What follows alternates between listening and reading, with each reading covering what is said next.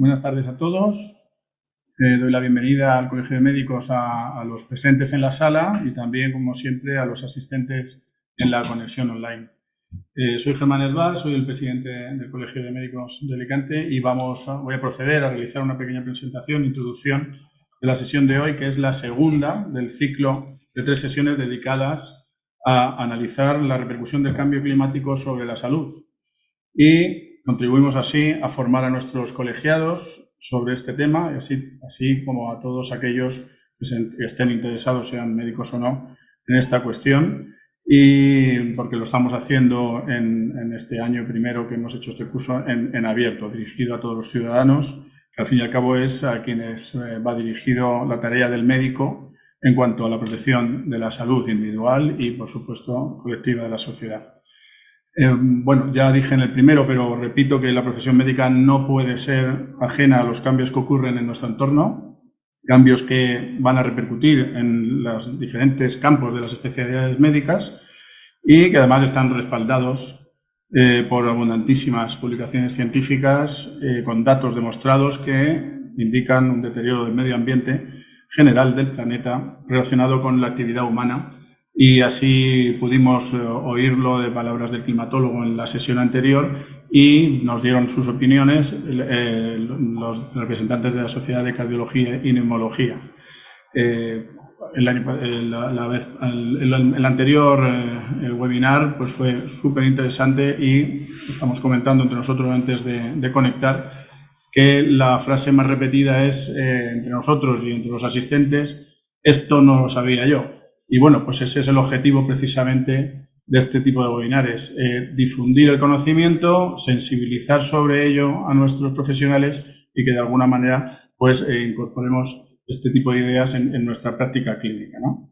Yo insisto en que este tema es importante, debe ser tomado por nuestra profesión como real, como prioritario, porque se trata de un problema de salud pública, puramente. Que además produce, directa o indirectamente, pues, mortalidad o grandes catástrofes humanas o enfermedades emergentes que además, y como siempre en medicina, se ceban con los individuos más débiles o las poblaciones más desfavorecidas. Entonces, yo creo que podemos afirmar que luchar contra estos cambios pues es hacer medicina preventiva y también es una obligación ética, ¿no? Así, decíamos que considera la OMS como un problema, posiblemente el mayor problema que nos enfrentemos en la salud pública de este siglo desde las profesiones sanitarias, en América entre nosotros, y que podría llegar a haber unas 250.000 muertes anuales derivadas directamente de esta cuestión del cambio climático, ¿no? Contribuimos también a difundir la preocupación,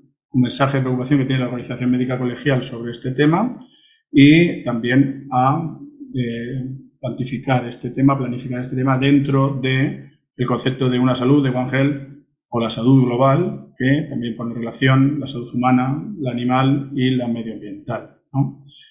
Sabéis y os recuerdo que el Colegio de Médicos de Alicante forma parte de un grupo de trabajo del Consejo General sobre Cambio Climático y bueno, pues estamos desarrollando las acciones que podemos para, de alguna manera, reforzar el conocimiento sobre este tema y difundir esta cuestión.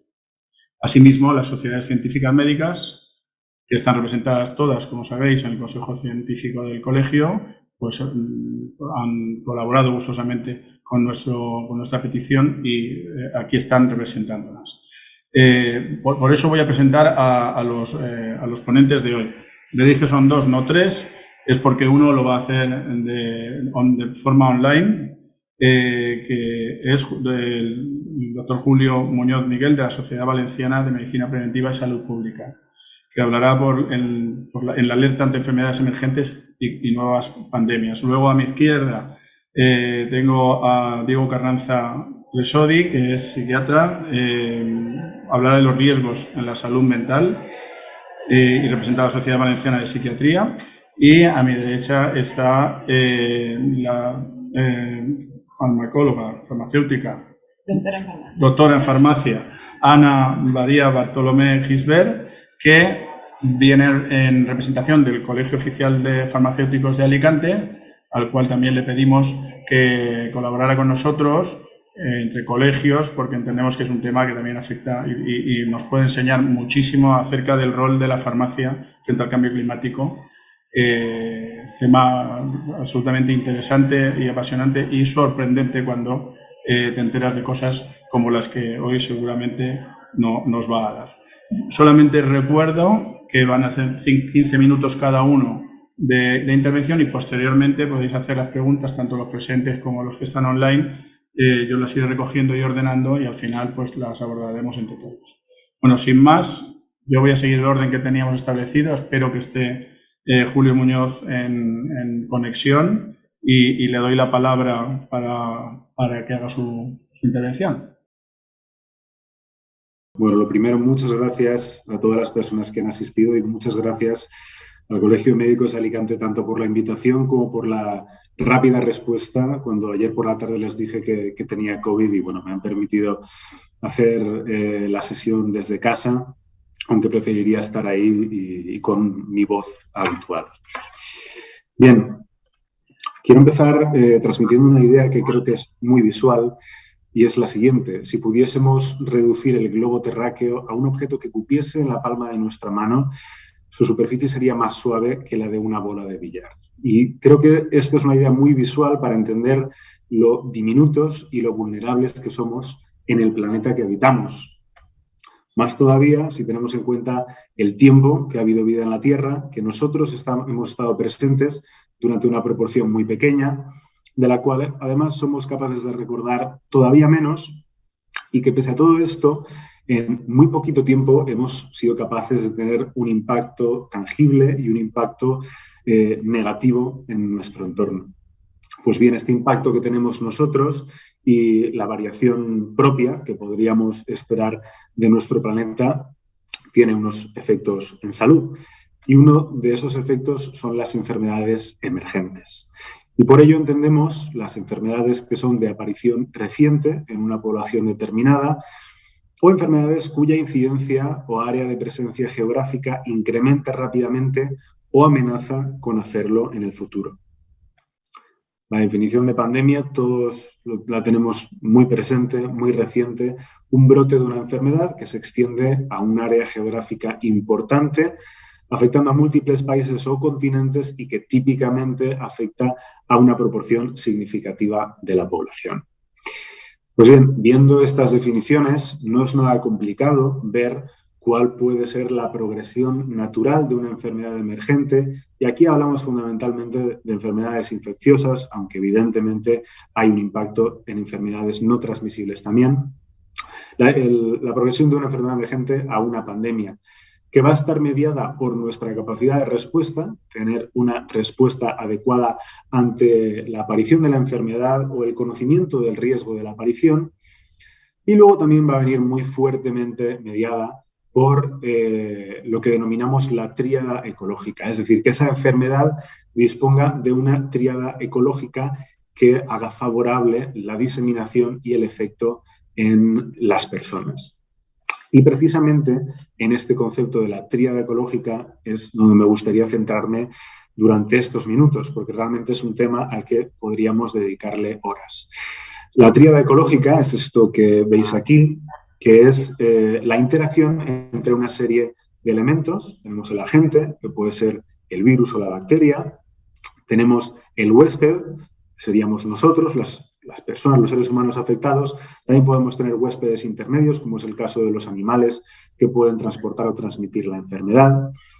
Tenemos, muy importante, el ambiente en el que nos movemos, tanto los agentes como los huéspedes, como los vectores, que precisamente las enfermedades emergentes tienen un papel muy importante.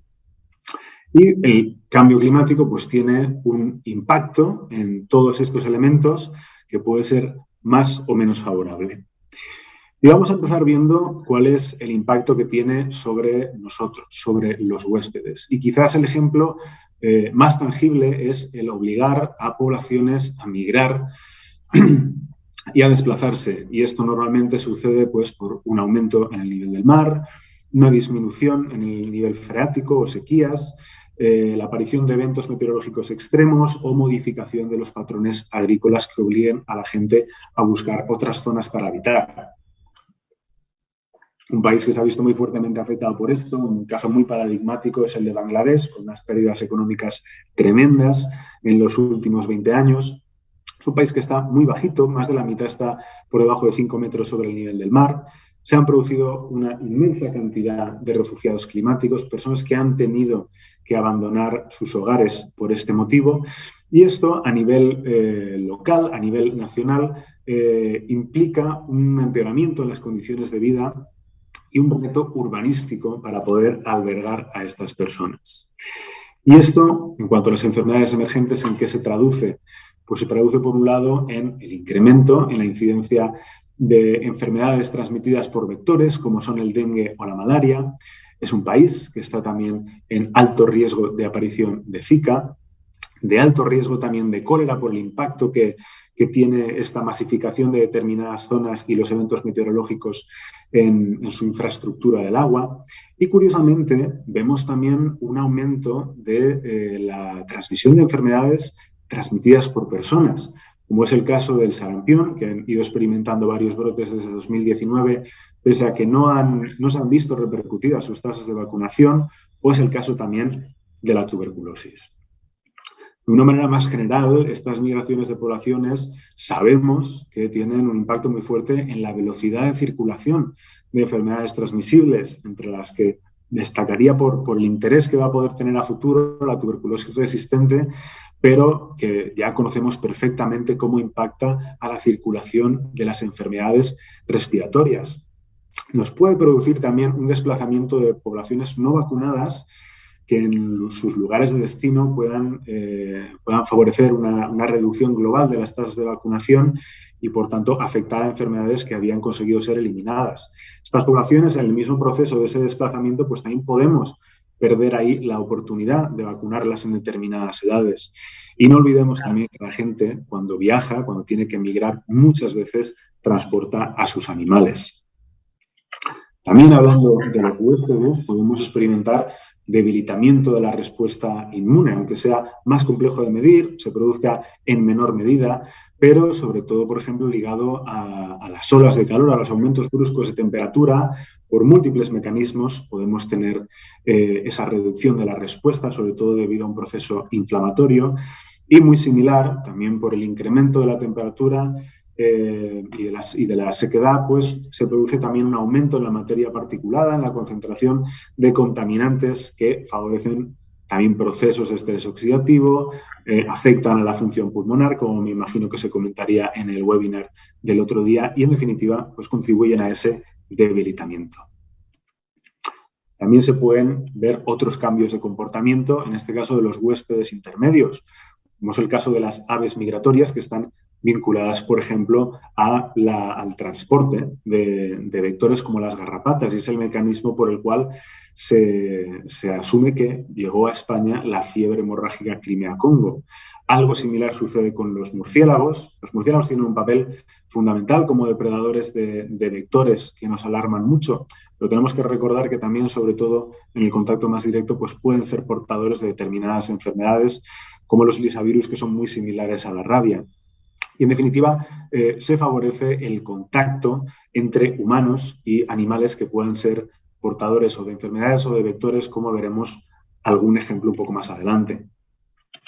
Y otro cambio de comportamiento, en este caso, en nosotros, en los huéspedes finales, en las personas, que creo que es perfectamente relevante para hablar aquí, es el de los conflictos hídricos, el de las guerras que se pueden dar por el agua, que hemos visto que en los últimos años han ido incrementando además aquellas que tenían el agua como causa del propio conflicto, incluso durante la pandemia, pese a que otros tipos de conflictos pudieron producirse menos.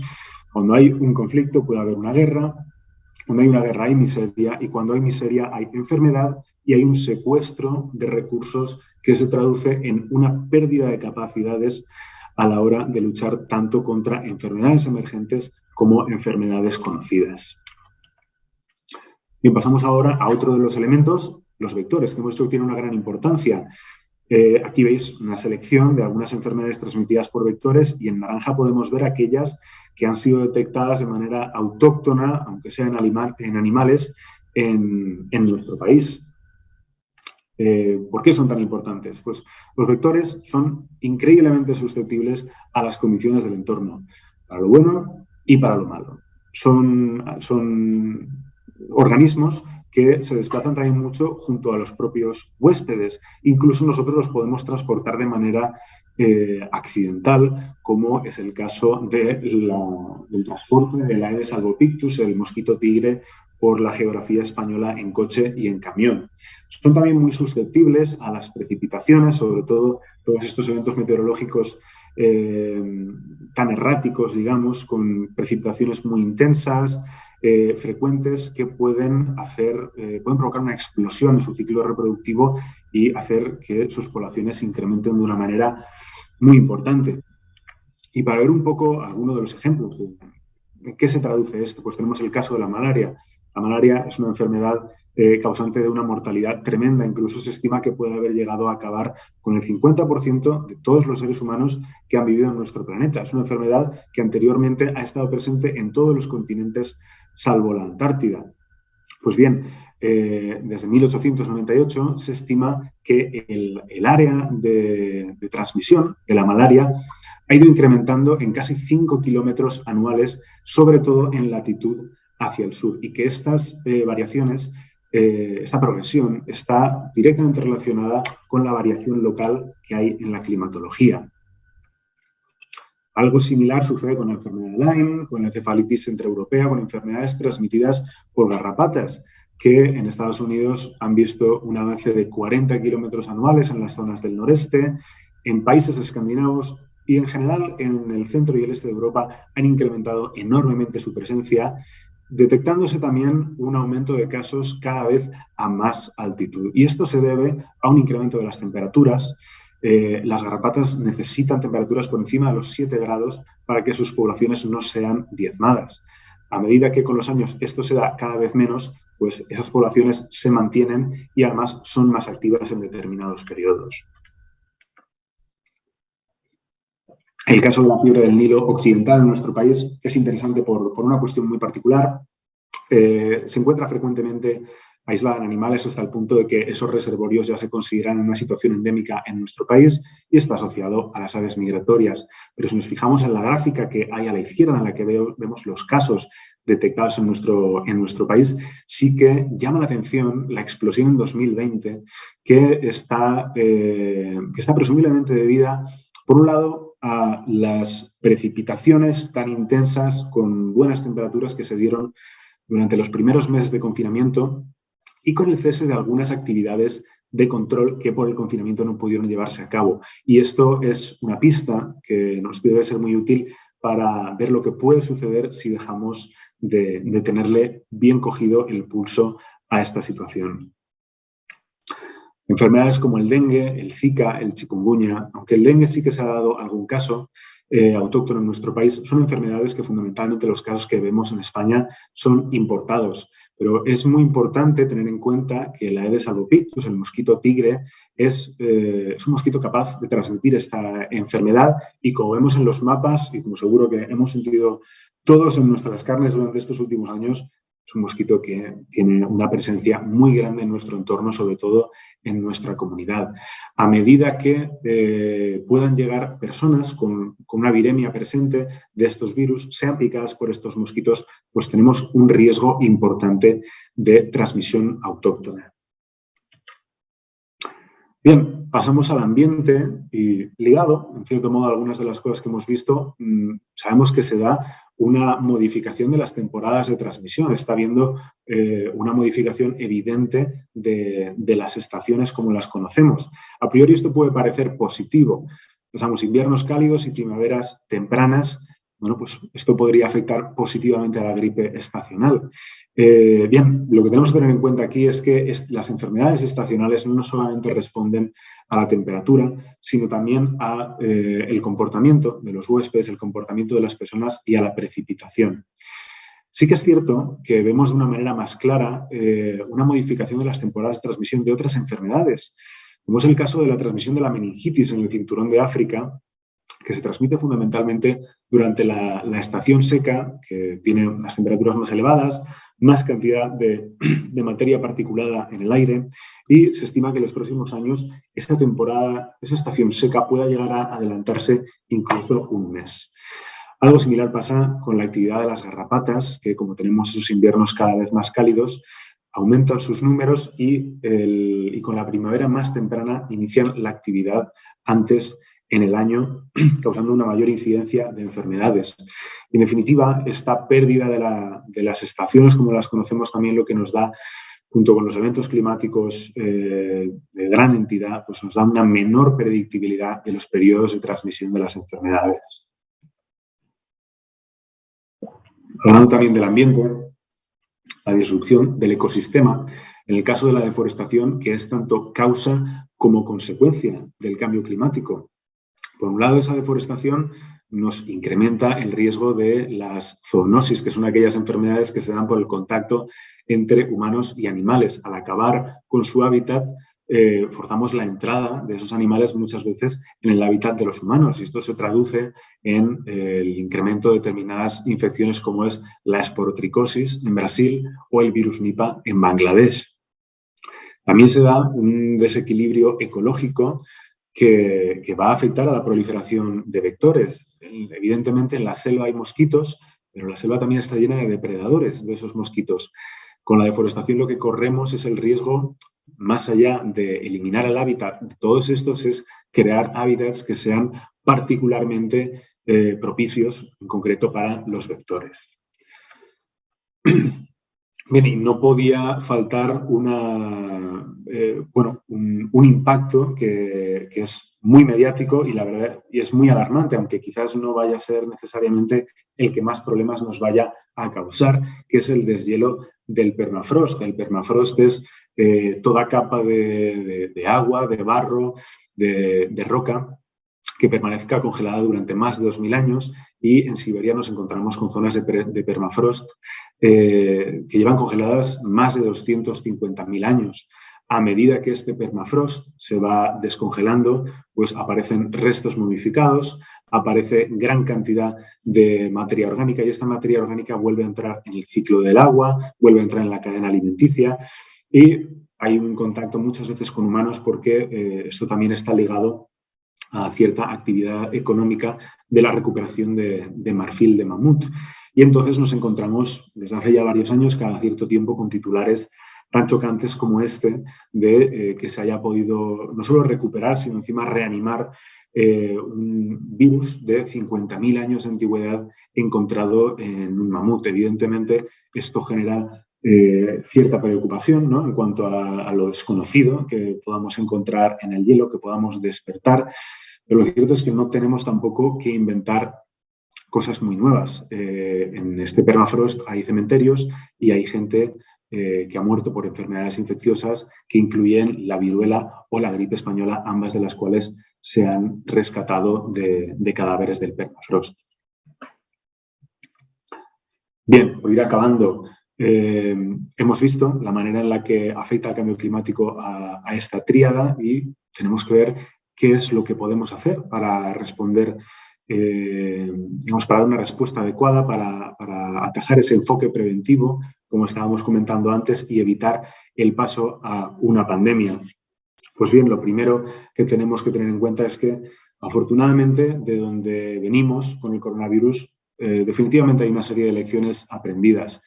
Y es cierto que la Organización Mundial de la Salud actúa lentamente, pero hay determinadas cosas que hace muy bien. Y hay múltiples iniciativas, tanto de la OMS como de otras instituciones, enfocadas tanto en la preparación ante posibles pandemias por virus respiratorios como por otros tipos de agentes emergentes. Y este tipo de actividades que lleva a cabo la OMS, pues fundamentalmente están centradas en la homogenización de la planificación, en la implementación de las lecciones aprendidas y en la coordinación internacional.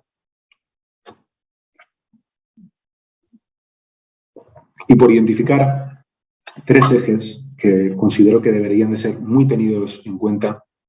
El primero de ellos es la potenciación de la inteligencia epidemiológica. Y la inteligencia epidemiológica es el sistema que nos permite no solo obtener datos, información de interés, sino también dar el paso de la información para la acción útil, para la prevención.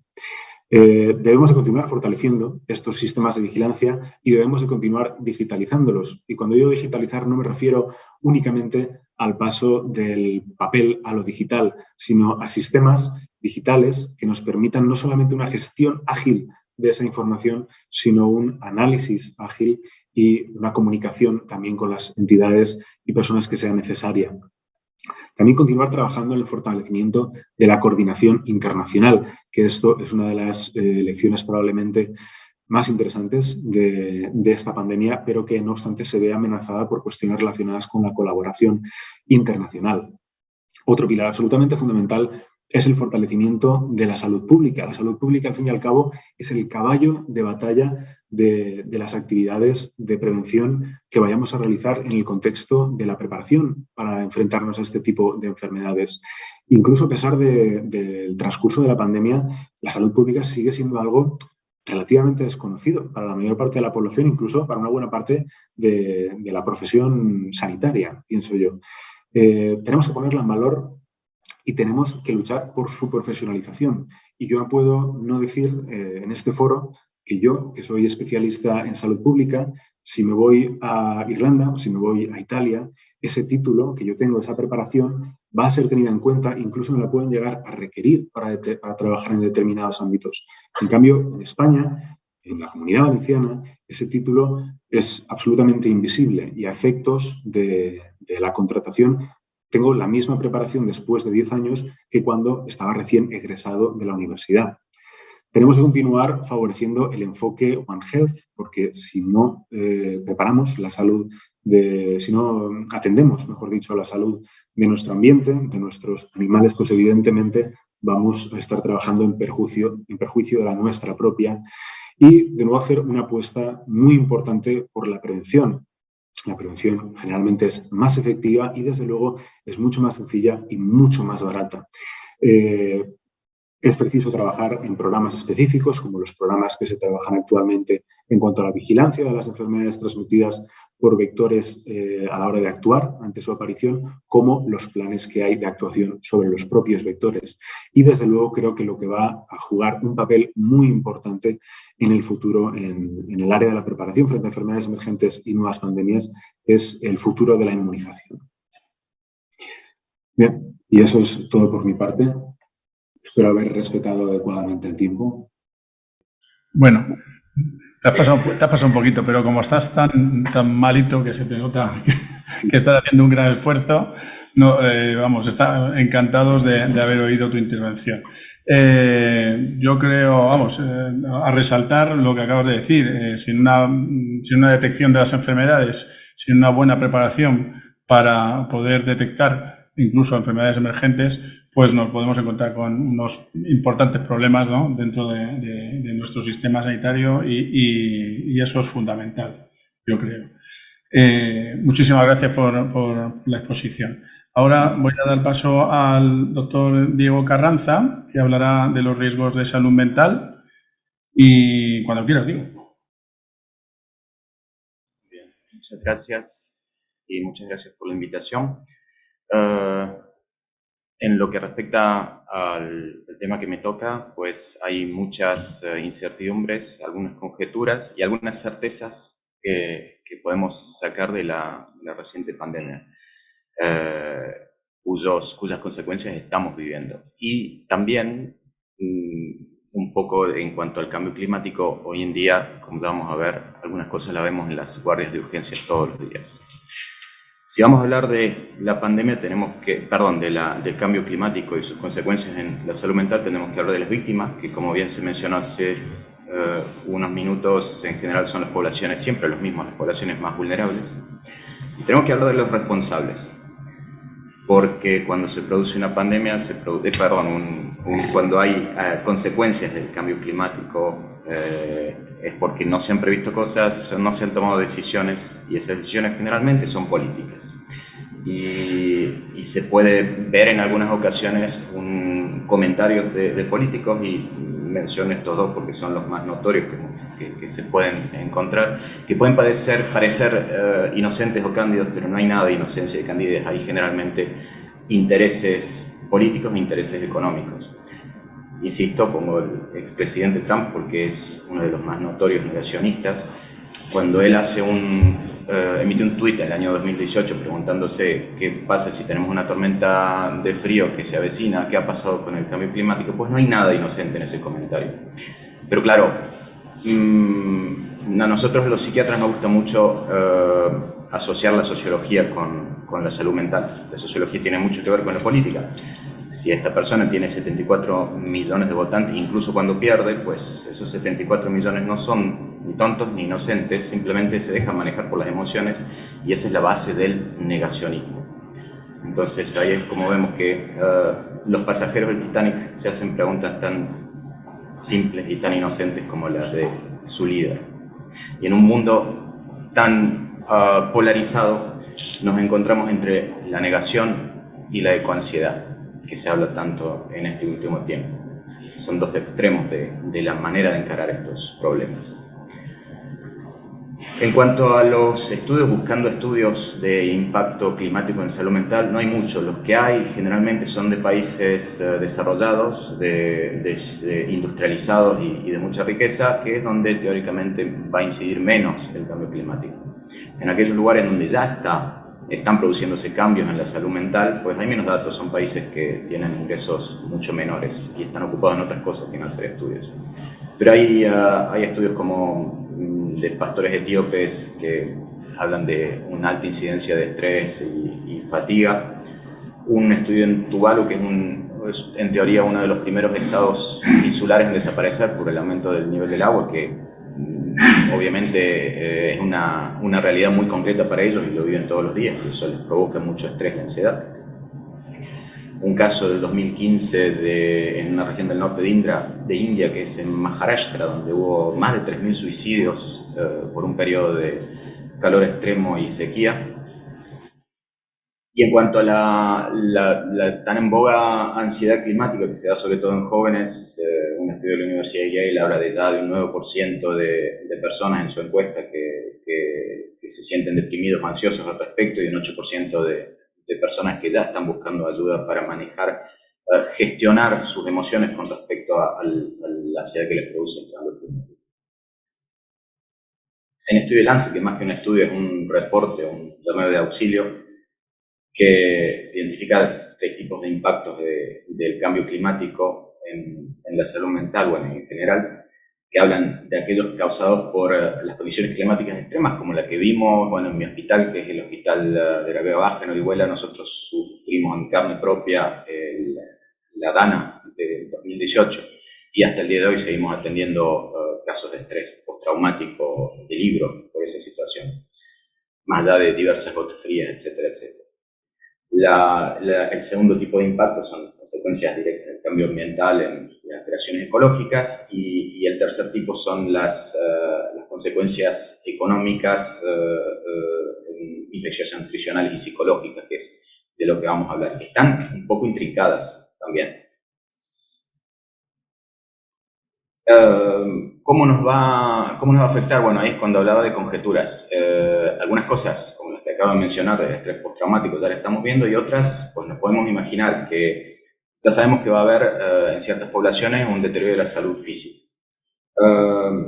Vemos que las noches calurosas producen un aumento del estrés y de la irritabilidad. Hay estudios incluso que hablan de un aumento de la criminalidad durante olas de calor. Estamos viendo ya en urgencia, después de la pandemia, que es como un evento extremo, un mini evento extremo acotado en el tiempo comparado con lo que es el cambio climático y lo que nos espera. Pues ya vemos un impresionante aumento del consumo de alcohol y de tóxicos. Y bueno, el mismo estudio que hablaba del aumento de delincuencia en olas de calor. Los impactos económicos, obviamente, que también van a estar intercalados con el nivel de salud mental de la gente, que van a tener también un impacto sobre la prestación de servicios de salud, los costos de los seguros, que ya lo estamos viendo, son En un caso personal, en la primera gota fría que hubo después del 2016, la primera vez que uno llama al seguro, se mostraba muy complaciente y no cuestionaron nada. 2 años después volví a llamar y ya no era lo mismo y el precio también había aumentado y ponía muchas más pegas. Todo eso es un efecto dominó que va produciendo un aumento en todos los costos. ¿Y cómo se puede ver afectada la salud mental? Pues ya sabemos, ansiedad y depresión reactiva. Creo que hay que hacer una diferencia también. También se dijo que durante la pandemia aumentaron los casos pues sí, el número de pacientes de enfermedad mental. No estamos hablando de enfermedad mental grave. Lo que aumenta es la ansiedad y la depresión reactiva. No ha aumentado más el número de pacientes esquizofrénicos o de trastorno bipolar o de depresión mayor. Lo que sucede es una disminución de la tolerancia a la frustración que hace que las consultas se llenen con pacientes ansiosos y anticipadores y tristes, que a su vez relegan a otros pacientes que son más vulnerables, que piden mucha menos ayuda, que son los pacientes de patología mental grave, esquizofrénicos, depresivos mayores, etc. Entonces, de nuevo, el efecto dominó. Un probable aumento de los casos de suicidio, lo estamos viendo, no necesariamente debido al cambio climático, pero bueno, un efecto post-pandemia, y una pérdida de cohesión social, afectando a ciertas poblaciones que son las que vamos a ver ahora. En general, los ancianos. Un caso muy concreto fue la canícula de París del 2003, en donde empezaron a aparecer cantidades de cadáveres de personas mayores y donde los franceses se dieron cuenta, los franceses y el mundo se dieron cuenta de lo solos que estaban sus ancianos, lo poco equipadas que estaban las ciudades y lo mal desarrollados que estaban los sistemas de detección y de prevención de estas situaciones. Eso sirvió de algo, pero bueno, eso va a seguir sucediendo en ciudades que todavía no están tan expuestas al calor y que no están preparadas. Otra población que probablemente sea afectada son los niños, con una respuesta inmunitaria que todavía es inmadura y una dificultad para regular la temperatura, sobre todo en prematuros. Los de siempre, las poblaciones más marginadas en lo económico, las mujeres, sobre todo embarazadas en periodo de lactancia, las poblaciones con sobrepeso o con problemas cardiovasculares, y cosas tan simples como, bueno, los atletas o las personas que van a ver cambiada su vida. Un caso muy concreto es atletas y personas que trabajan en el aire libre, como esta persona que falleció en Madrid el año pasado, una persona de limpieza que falleció por una deshidratación. Y no es que se esté prestando más atención, es algo realmente inaudito e infrecuente que eso suceda. Por suerte, después de que pasó, se tomaron medidas. En principio veremos si este verano no se repite.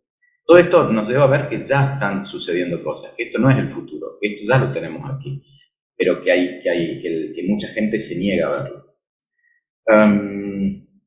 Y como siempre desfavorecidos nuestros pacientes con trastornos mentales graves. Por lo mismo que digo, va a haber más gente más ansiosa llenando las consultas. Eso es inexorable y no lo podemos evitar. Tenemos que crear recursos a eso. Se está haciendo, pero bueno, falta dotación de personal. Esos pacientes, desgraciadamente, desplazan a otros pacientes que no están en condiciones necesariamente de pedir ayuda. Y el efecto dominó, pues, se hace cada vez más grave. Bueno, también los trabajadores de emergencia y socorristas, que lo hemos visto en la Dana en Orihuela, con casos de estrés postraumático bastante severos. Las personas sin hogar, de los cuales un 30 o un 40%, me da la impresión que incluso un poco más, tienen algún antecedente de enfermedad mental, obviamente se van a ver muy afectados. Como mencioné, las mujeres embarazadas que tienen una mayor prevalencia en distintos estudios de trastorno de estrés postraumático que hombres. Y los niños, que no tienen la capacidad de reacción o las herramientas emocionales para gestionar esta ansiedad. Y lo estamos viendo claramente en las unidades de psiquiatría infantil. Y en las guardias estamos viendo números y gravedad de pacientes que antes no veíamos. Bueno, otros predictores de la vulnerabilidad, evidentemente, los pacientes más desarrollados, los países más desarrollados y con mayor desarrollo y con más infraestructura son los que menos lo van a sufrir. Pero el efecto dominó va a seguir. Estamos recibiendo cada vez más inmigrantes, digamos mixtos, pero del tipo climático, y que nos va a afectar en cuanto a muchas cosas. Como anécdota, revisé la estrategia española de cambio climático y energía y no encontré nada que se relacione a salud mental. Y en conclusión, pues hagamos lo que hagamos, esto ya está aquí y lo único que queda es aceptarlo y adaptarnos. Hay muchas intervenciones en salud mental que se han tomado, por ejemplo, luego de la pandemia, luego de la DANA, etcétera, pero requieren dotación de recursos y de personal. Necesitamos psiquiatras, psicólogos y enfermeros. Eso se puede hablar mucho, pero si no están los recursos, no hay nada que se pueda hacer. Esos recursos tienen que estar orientados a las poblaciones de riesgo que hemos mencionado e intentar no saturar las consultas, que es lo que está pasando actualmente. Bueno, lo que hablamos de las consecuencias, estrés postraumático, ansiedad y depresión reactiva, es lo que está sucediendo y lo que va a suceder. El consumo de sustancias es otra situación a la que hay que ponerle muchísima atención.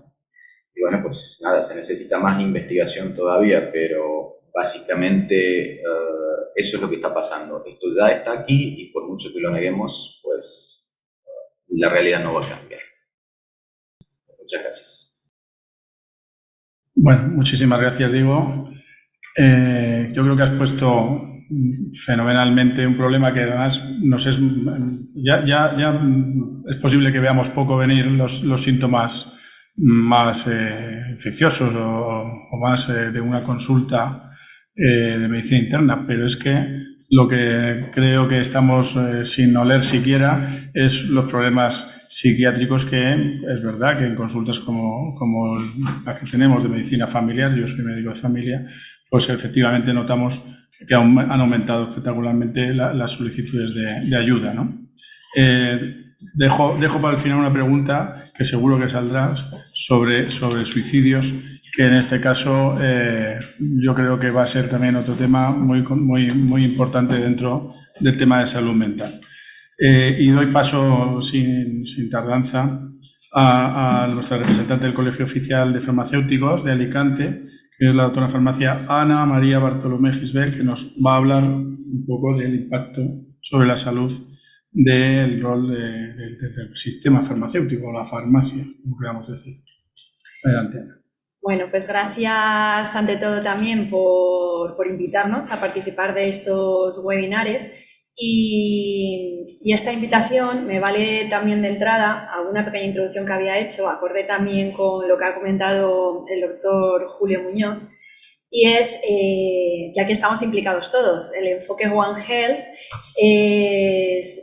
tiene que estar en el punto de mira de todos los profesionales sanitarios y necesitamos trabajar juntos múltiples disciplinas, veterinarios, médicos, farmacéuticos.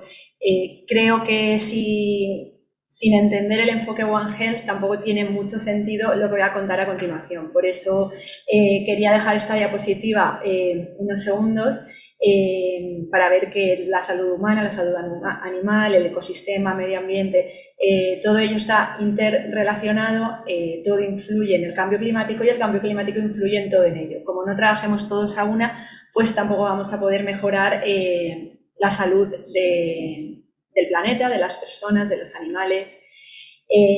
Como ya ha comentado un poquito el primer ponente acerca de ello, la salud circular supone un cambio de mentalidad necesario.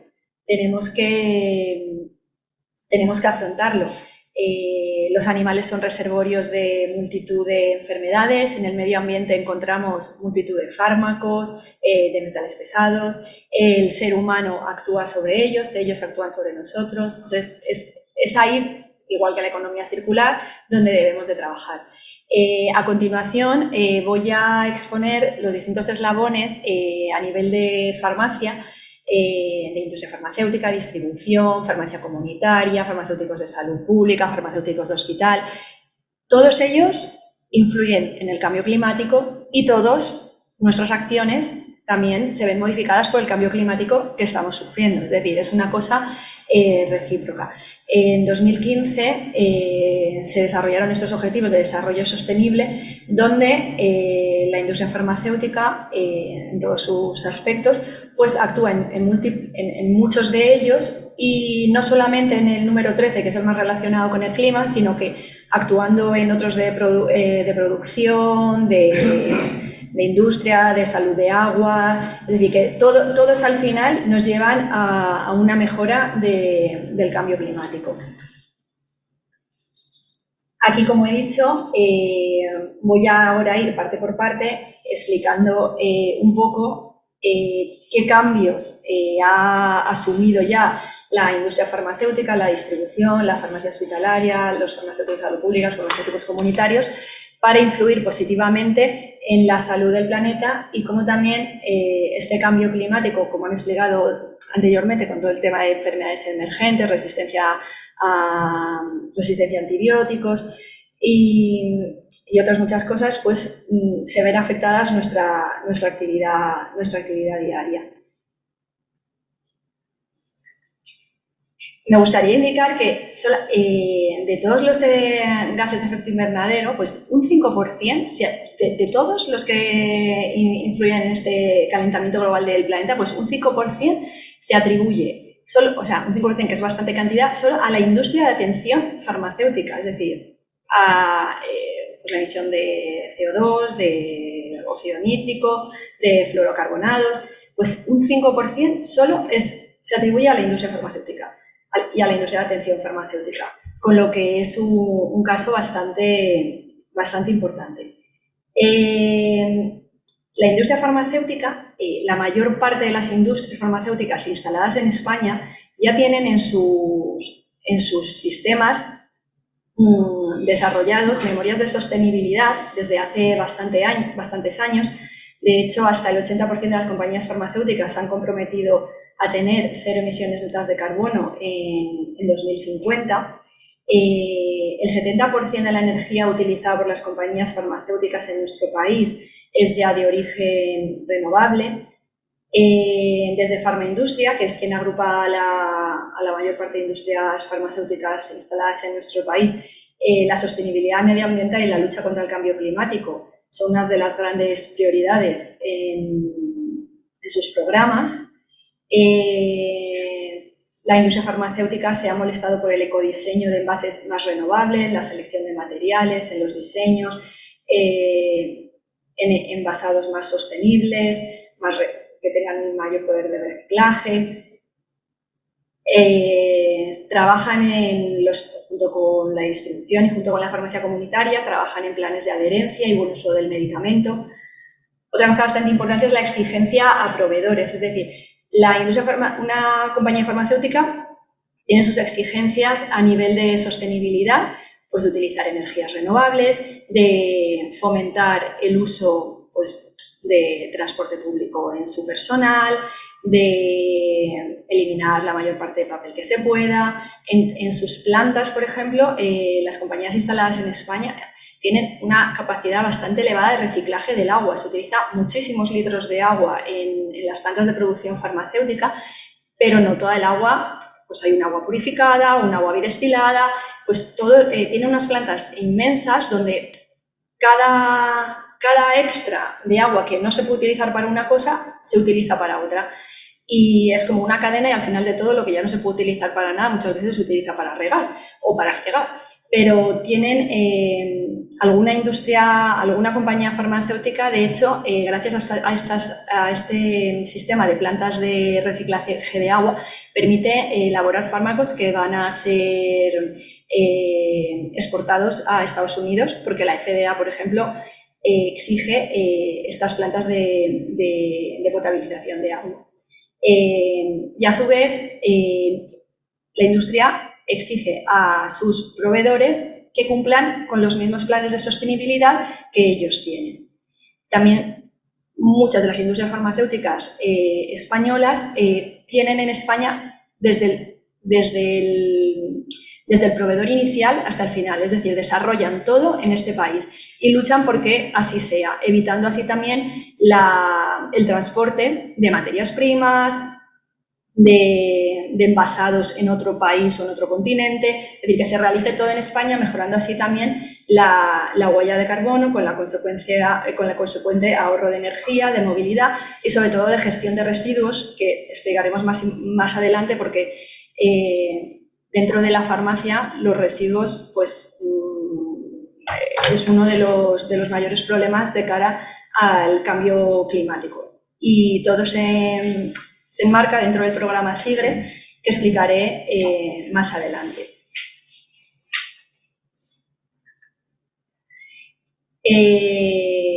Así, la industria, esta diapositiva era un poco pues, los ODS sobre los que la industria farmacéutica actúa principalmente.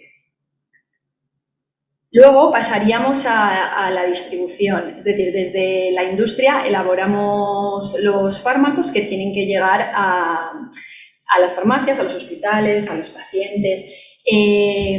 Quizás este es el punto donde más se puede apreciar el trabajo que se está haciendo sobre el impacto en el cambio climático con la reducción de la huella de carbono. ¿Por qué? Porque tenemos una distribución de gama completa. ¿Qué quiere decir esto? Quiere decir que de las 30.000 especialidades registradas, todas ellas se distribuyen a través de nuestras cooperativas, nuestros almacenes, evitando muchos desplazamientos directos de industria farmacéutica a proveedor final. Es decir, ahorramos en emisiones de CO2.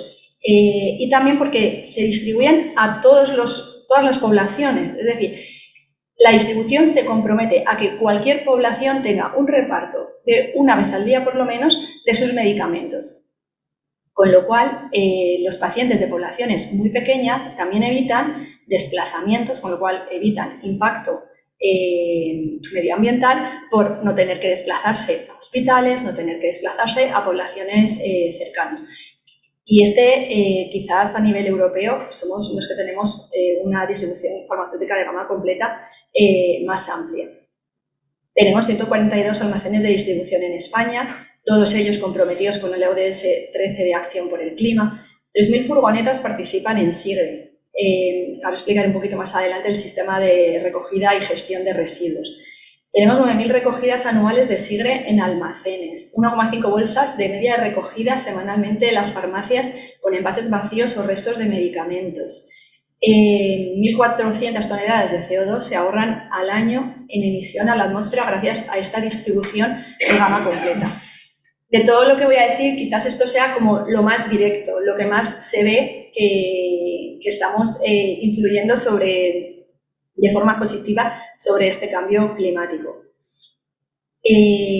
Acorde a esto que os acabo de comentar, quisiera hacer mención que en la Comunidad Valenciana este año se ha empezado con el proyecto de recogida en proximidad de medicamentos hospitalarios, tratando de reducir el número de visitas por parte de pacientes a los hospitales que utilizan medicación hospitalaria, siempre dentro de un programa, no son ni todos los pacientes ni todos los medicamentos hospitalarios, pero evitando desplazamientos de gente que puede estar a 30 o 40 minutos de un hospital y que, sin embargo, el 52% de la población tiene a menos de 4 minutos una farmacia, a la cual puede ir andando, no necesita desplazamiento, no necesita depender de otra persona. Es decir, tenemos millones de horas perdidas en los desplazamientos de pacientes que necesitan ir al hospital a recoger su medicación.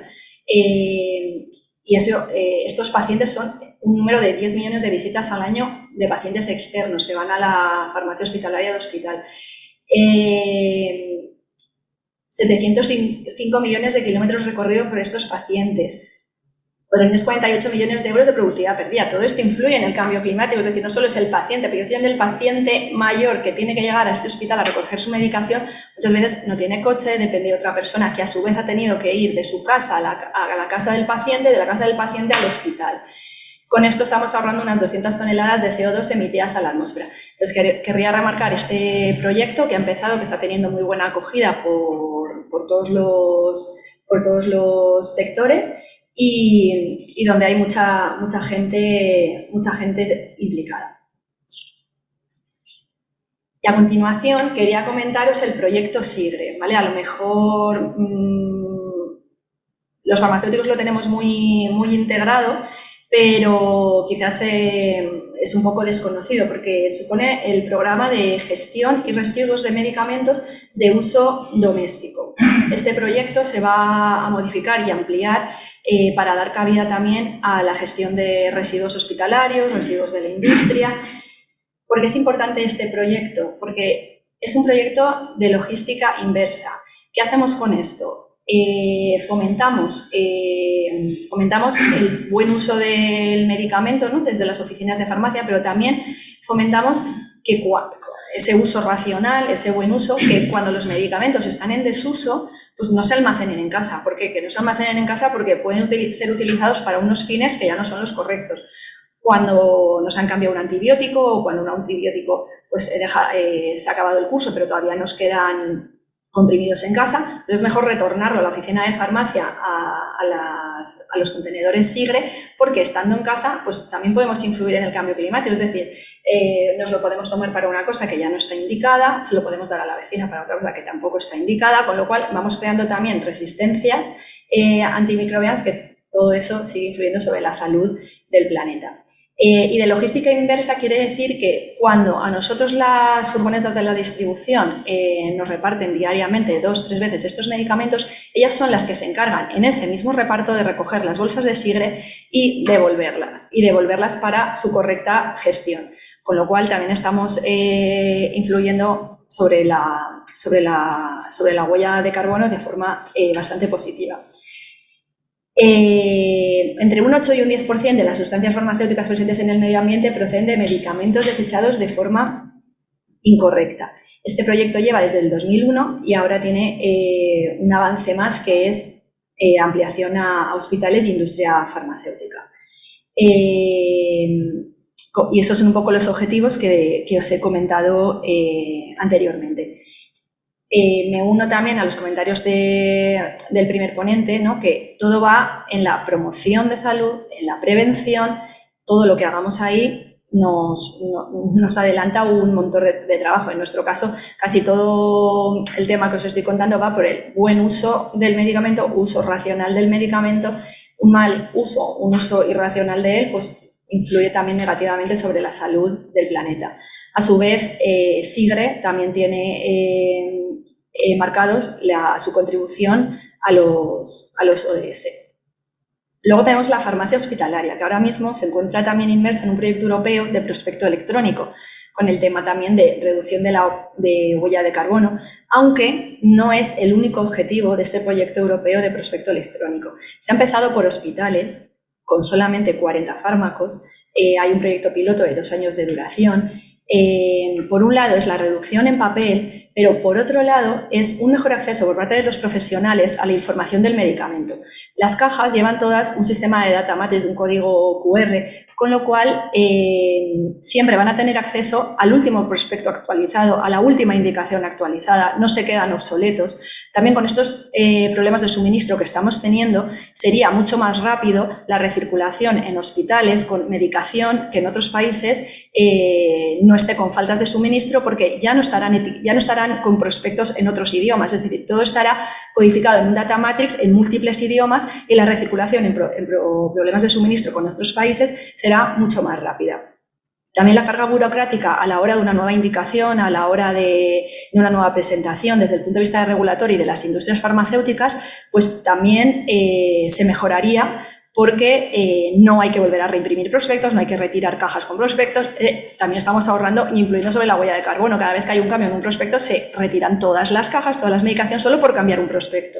Entonces, también es bastante importante. Que esto luego llegue a un proyecto piloto en pacientes, bueno, empezamos por hospitales donde quien maneja esta medicación son profesionales, no es el destinatario final. A pacientes podría llegar, pero bueno, supone un proceso más lento donde hay que evaluar muchas más variables, porque el acceso ya va a ser por los usuarios finales. Luego, la farmacia hospitalaria, a través de la Sociedad Española de Farmacia Hospitalaria, la Sociedad Valenciana de Farmacia Hospitalaria, también ha creado como ha calendarizado a lo largo del 2023 múltiples acciones relacionadas con el cambio climático, entre ellas pues optimización de dosis, profesionalización, como también ha dicho nuestro compañero, especialización, nuestro compañero, seguridad en el uso de los medicamentos. Y por último, que es la parte un poco más amplia, pero voy rapidilla con ella, sería la farmacia comunitaria, cambio climático y salud. Y aquí lo he dividido como en dos partes. Por un lado tenemos una reducción de forma directa del impacto de la huella de carbono a través de acciones y mejoras dentro de lo que es el propio establecimiento de la farmacia. Que aquí, pues como en las industrias, como en las consultas, como en cualquier sitio, pues se está avanzando mucho. Pero lo más importante es la reducción indirecta de la huella de carbono. ¿A través de qué? De programas de promoción de la salud, a través de programas de salud pública que se realizan desde la farmacia comunitaria. Y esto va ligado con la adaptación de los pacientes al cambio climático. Y aquí, igual que ha comentado nuestro compañero de preventiva, es donde más pensamos que esto no tiene un efecto, pero a la larga es donde va a haber mayor efecto, porque llegará un momento que habremos reducido el efecto de los fluorocarbonados del aire acondicionado. Habremos pasado de las recetas en papel, de las recetas en papel al modelo de implementación de receta electrónica, tanto pública como privada, pero esto tiene un fin. O sea, llega un momento que sobre esto ya no puedes actuar, ¿no? Fomentar el uso de transporte público entre los trabajadores, muy bien. Mayor integración del Sistema Nacional con el Sistema Nacional de Salud, evitando desplazamientos a los pacientes de ida y venida al centro de salud, farmacia, ¿no? También estamos trabajando, tenemos muchos proyectos y cada vez se trabaja más en este aspecto, ¿no? Los pacientes cada vez circulan menos entre farmacia y centro de salud, que antes para una cosa a lo mejor iban y venían 10 veces, o sea, gastando gasolina, CO2, pero también esto mejorará y se eliminará. El uso prudente y eliminación correcta de los productos farmacéuticos. También sería un programa un poco de salud pública. También en las farmacias hemos cambiado las bolsas con materiales reciclables, solo se entregan cuando es necesario, disminución de los residuos plásticos, se han acoplado la industria farmacéutica a los envases de un solo uso o se han acoplado también los número de pastillas a días de tratamiento. La continuidad del modelo mediterráneo de farmacia, como he dicho, que todo ciudadano, un 52% de los ciudadanos a menos de 4 minutos puede ir andando a una farmacia. Pero todo esto, cuando lo hayamos logrado, tiene un fin. Sin embargo, los programas de salud pública, los proyectos de promoción, de prevención, esos son como si dijéramos inacabables. Es decir, sobre esos es sobre los que más énfasis tenemos que poner, sobre donde más tenemos que actuar juntos las diferentes disciplinas, porque este dato a mí me sorprendió y también justo antes de la reunión lo comentábamos con el presidente, que la mayor fuente de entrada de productos farmacéuticos en el medio ambiente no es por el residuo, no es por lo que la industria farmacéutica pueda desechar de forma incorrecta, sino es por su uso. Entre un 30 y un 90% de la dosis por vía oral se excreta como sustancias activas en orina y heces, con lo cual estamos contaminando aguas residuales. No en todos los países tenemos un buen sistema de gestión de estas aguas residuales. Todo esto vuelve a la recirculación y vuelve dentro del ser humano, dentro de animales. Es decir, que es muy importante fomentar ese buen uso y uso racional del medicamento. Así, el farmacéutico comunitario promueve la adherencia a los tratamientos, informa de la adecuada manipulación de los medicamentos, contribuye a que los medicamentos sean eliminados, gestionados de una forma adecuada. No solo los que caducan, los que ya no se usan. Es decir, no queremos que la gente tenga medicamentos en casa que no usa por múltiples razones, como he comentado anteriormente.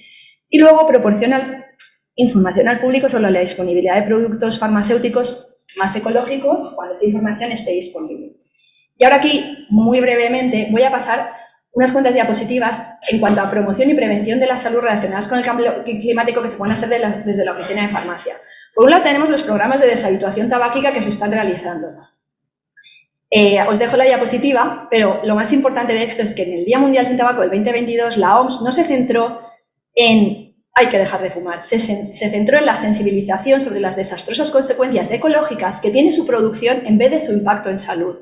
Es decir, un programa de deshabituación tabáquica está trabajando directamente sobre el cambio climático, sobre la deforestación, sobre las contaminaciones del agua, sobre las emisiones de CO2.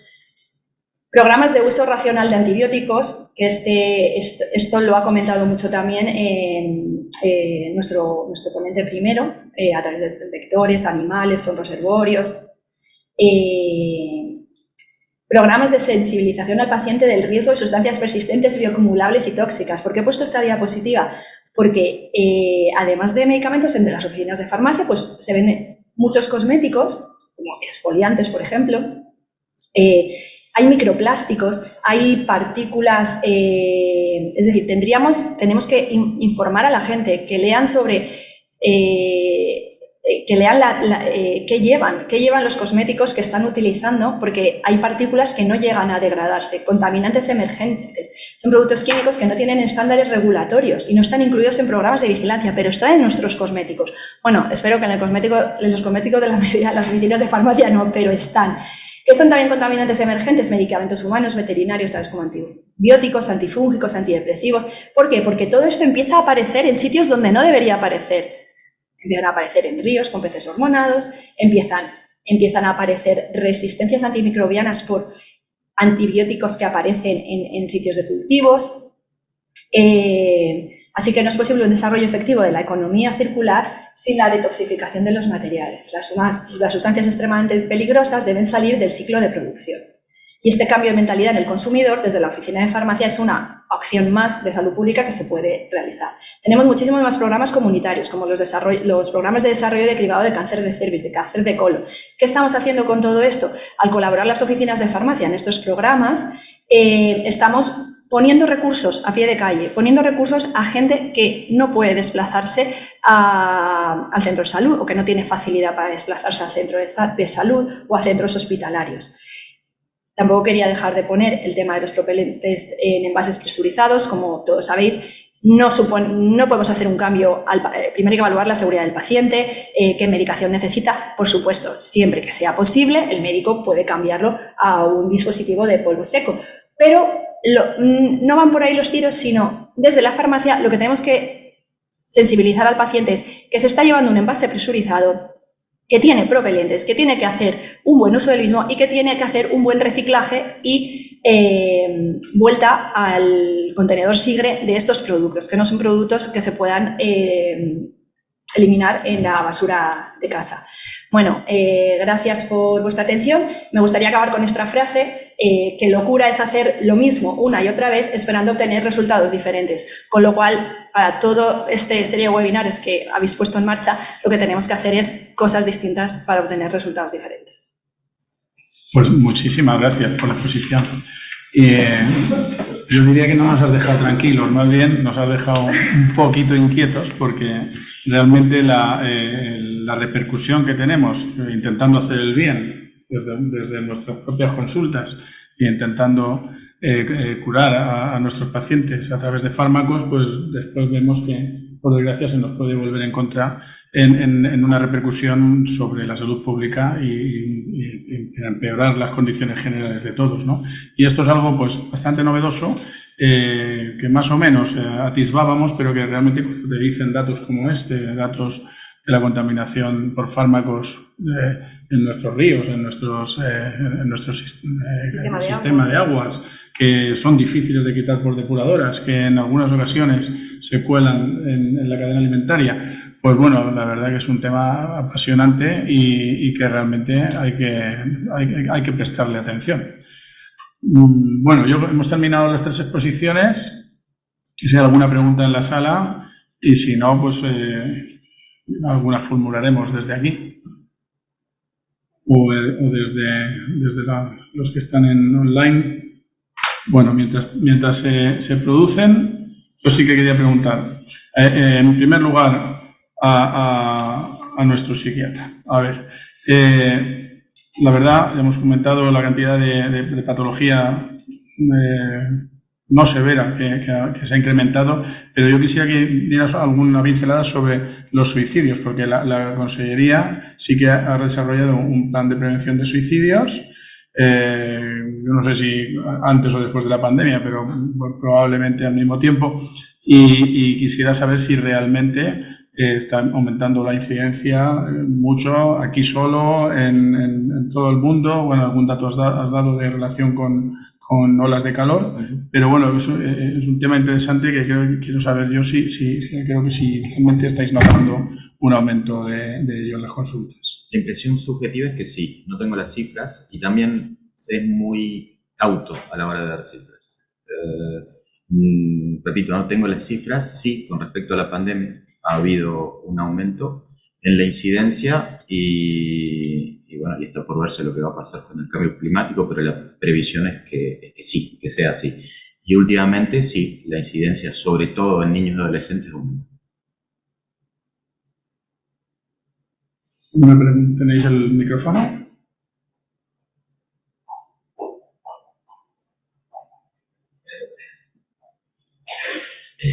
Yo quería comentar, soy Diego Torlu, vicepresidente del colegio, y una pregunta, bueno, o comentario, es para el doctor Julio Muñoz. No sé si estará, supongo, me imagino que estará conectado. Conectado, sí. Vale. Nada, no, que era comentar que evidentemente el cambio climático está influyendo primero con respecto a las enfermedades transmisibles, las enfermedades transmitidas por vectores en particular, pues está influyendo en que aumente la extensión geográfica de muchos vectores y también de patógenos. Y también está influyendo en la actividad de esos vectores, como bien has dicho, ¿no? Tanto de garrapatas como de mosquitos. Es decir, ahora mismo los mosquitos, aquí mismo en Alicante, prácticamente tenemos pues todo el año mosquitos que están picando, ¿no? Y que son posibles transmisores, ¿no? Tanto los mosquitos cules, que son los mosquitos habituales, como los mosquitos aedes, ¿no? Pero luego existe otro tema que es la movilidad humana, ¿no? Los movimientos tan rápidos de la gente y por los medios de transporte tan rápidos, especialmente el transporte aéreo, ¿no? Y que evidentemente ahora mismo cuando aparece un brote epidémico en un sitio se puede convertir en una pandemia rápidamente en cuestión de semanas, como hemos visto perfectamente con el COVID y con otras que probablemente vendrán en el futuro. Y yo creo que lo que es muy importante, y también como ha comentado el doctor Julio Muñoz, es que se comparta muy rápidamente la información epidemiológica, que la vigilancia epidemiológica funcione y que funcione no solo a nivel nacional, sino a nivel internacional para intentar pues anticiparnos a las cosas que pueden pasar, ¿no? Que yo creo que hay que hacer mucho énfasis en ese sentido, ¿no? Correcto. A ver, indudablemente es algo muy importante. Ya lo vimos ese día con el VIH, lo hemos visto con el coronavirus, lo hemos visto con la viruela del mono. O sea, vivimos en un mundo hiperconectado donde además generalmente resulta muy económico ir de una parte a otra del mundo con mucha rapidez. Y es cierto que no he incidido demasiado en ese aspecto porque no es consecuencia, ¿no?, del cambio climático, pero sí que es cierto que en cierto modo es parte de la causa. Entonces es verdad que además se desarrolla en paralelo. Bien. Sí, estoy totalmente de acuerdo con eso. Y la otra sí que es una pregunta así más concreta para el doctor Diego Carranza, ¿no? Nos hemos cambiado. Sí, bueno, pero no, tenemos aquí los carteles. No, ha comentado que sobre todo lo que ya estamos viendo y un poco la hipótesis de lo que puede ocurrir si todos estos fenómenos meteorológicos extremos van a más y se van produciendo este cambio climático, es, pues el tema de la ecoansiedad, ¿no?, que se da mucho, pues por ejemplo, pues en refugiados climáticos, o en migrantes climáticos, e incluso en gente, sí, como has comentado ahí en la Vega Baja, pues que después de la dana, pues a lo mejor perdió las cosechas o se le inundó el terreno, la casa, y eso produce mucha ansiedad. La ansiedad, la depresión te puede llevar al consumo de sustancias tóxicas, adictivas, ¿no? Que lo estamos viendo. Que efectivamente. Y ahí es donde va la pregunta. ¿No crees que eso puede hacer destapar más casos ya de enfermedades psiquiátricas, esquizofrenia, psicosis, etcétera, en personas que ya probablemente estén genéticamente predispuestas y que el uso de esta sustancia haga que se destapen más casos? Una pregunta excelente. Hay que hacer una gran diferencia. Volvemos a hablar de la pandemia, que es lo más cercano que tenemos para compararlo con la incidencia que va a tener el cambio climático. Se habló siempre en todo momento de que había un aumento de problemas de enfermedad mental, pero no estamos hablando de problemas de enfermedad mental grave como la esquizofrenia o el trastorno bipolar. Esos pacientes han seguido siendo los mismos, la incidencia y la prevalencia han sido la misma. Pueden haber más brotes psicóticos por consumo de tóxicos, eso es lógico. Y sobre todo con distintas drogas que están apareciendo, que es otro nuevo fenómeno, con el porcentaje de THC que lleva el cannabis, que no es el mismo que tenía 20 años atrás. Sí, pero eso no significa que haya un aumento de la esquizofrenia. Una cosa es la enfermedad mental grave, esa va a seguir siendo la misma, no va a aumentar la incidencia. Pero la ansiedad y los trastornos relacionados con el consumo de droga, que a veces incluyen trastornos psicóticos que pueden ir hacia la esquizofrenia, sin duda, sí. Pero hay que hacer una diferencia, me parece importante la pregunta para dejarlo claro. Muchas gracias. Yo voy a hacer una reflexión y una pregunta, y si no hay muchas más, pues posiblemente sea la última. La reflexión es que habéis citado todos en varias cosas que realmente cuando las oyes te parecen de sentido común, que benefician a los pacientes, sobre todo el tema de ir o no venir 17 veces a la farmacia o tener que ir al hospital a recoger lo que sea. Digo lo que sea porque últimamente estamos en algunos casos recibiendo instrucciones de que vaya a recoger un bote para una citología al hospital. O sea que no solamente es cuestiones de farmacia, es cuestiones de gestión de los procesos clínicos, ¿no? Los que realmente nos meten en molestias y a su vez en emisiones, ¿no?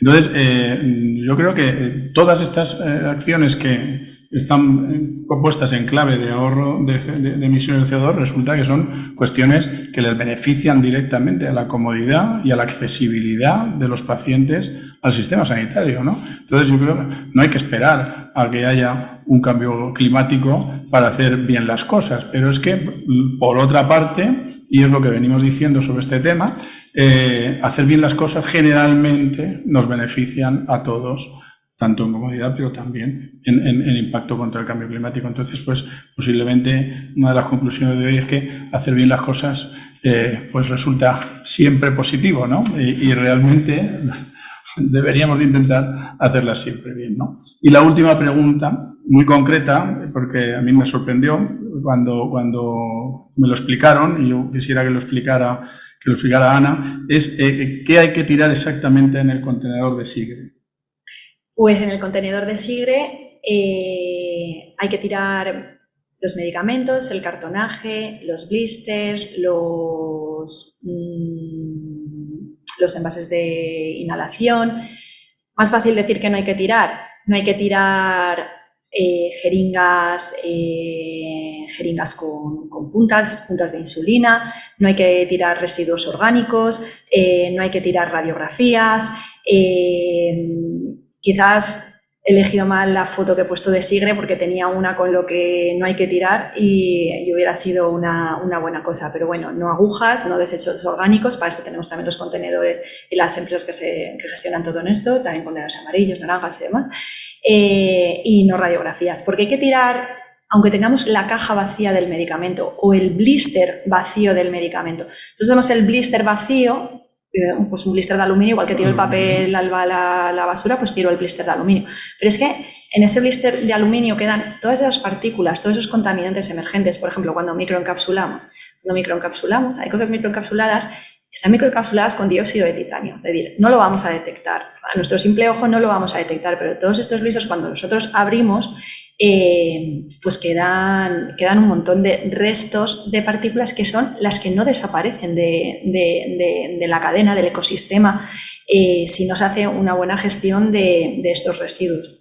Y por eso hay que tirar la caja vacía, el blister vacío, o bueno, ya los que están ahorita, pues por supuesto. O sea que un exceso de colaboración con el medio de recogida selectiva de residuos, que algunos lo hemos tenido, de tirar el cartón del envase al contenedor azul, pues no hay que hacerlo. Hay que tirarlo todo al Sigre. Por ejemplo, ¿por qué el cartón? No se te oye. Y el micrófono. El cartón de las cajas o el prospecto, que es papel, ¿por qué no se puede tirar en el Bueno, porque al final cuando tú en los contenedores de papel, vamos. Porque tú al final cuando manipulas, pues quizás has manipulado tu medicamento para tomártelo, has leído el prospecto, has manipulado la pastilla, se quedan restos, luego has manipulado el prospecto, has manipulado la caja, al final, o sea que son cosas imperceptibles, claro. No se ven al ojo. Y quizás hasta que no te explican, yo explico el proyecto SIGRE muy por encima, pero el proyecto SIGRE lleva muchísimo detrás de una economía circular, que te sorprende cuando profundizas en él. Es un invento español. Es un invento español. Es un invento español que se está copiando en toda Europa. Mi mujer lo hace correctamente, pero yo no. Por eso quería preguntar algo. Por eso lo quería sacar. Bueno, pues muchísimas gracias a los ponentes, gracias a los asistentes. Yo creo que nos hemos quedado con muchas ideas nuevas. Espero que sigamos diciendo esto no lo sabía yo.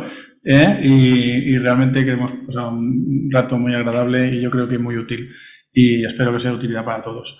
Gracias a todos y os esperaríamos el día 18 de octubre con la última de las sesiones de los 3 webinares que hacemos sobre esta cuestión. Hasta la próxima a todos. Gracias.